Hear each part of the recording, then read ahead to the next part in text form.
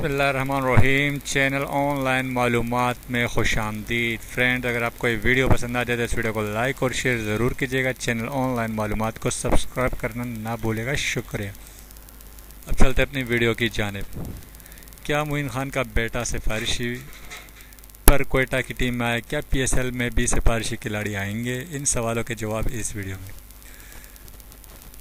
मोइन खान पाकिस्तान के एक बहुत ही ज़बरदस्त विकेट कीपर बैट्समैन रह चुके हैं और इस वक्त वो क्वेटा ग्लेडिएटर के कोच भी है। मोइन खान अपने दौर के बेहतरीन खिलाड़ियों में से एक खिलाड़ी है जिन्होंने पाकिस्तान के लिए बेतहाशा खिदमत सरअंजाम दी है।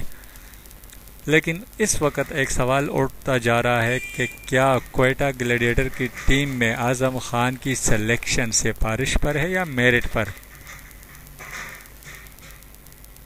दोस्तों, अगर आज़म खान की सिलेक्शन मेरिट पर है तो हमें कोई बताएं, कोई वीडियो, कोई उसकी बैटिंग की कोई झलकियाँ, कोई कुछ भी तो दिखाएं ताकि हमें पता चले कि हाँ, ये वाकई सिफारिश के बग़ैर है।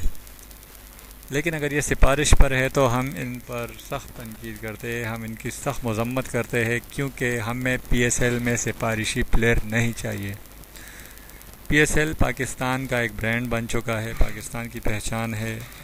PSL में वही खिलाड़ी होने चाहिए जो बेहतरीन खेल की वजह से फ्रेंचाइज में आते हो। आज़म खान में अगर टैलेंट है तो हमें पहले इनके बारे में थोड़ा बताया जाए ताकि हमें पता चले कि वाकई वो टैलेंटेड है या नहीं।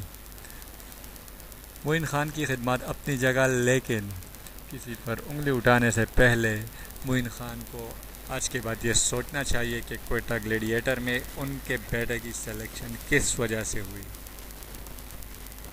दोस्तों, अगर आपको वीडियो पसंद आए तो इस वीडियो को लाइक और शेयर ज़रूर कीजिएगा। चैनल ऑनलाइन मालूमात को सब्सक्राइब करना ना भूलेगा। शुक्रिया। अल्लाह हाफ़िज़।